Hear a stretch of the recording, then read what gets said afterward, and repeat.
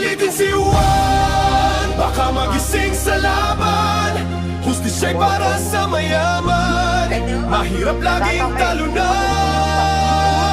Matagal nang tiniis, pero oras nyo nang bayaran. Huwag sanang hintayin, kamatayan ang hatol sa'yo ni Juan.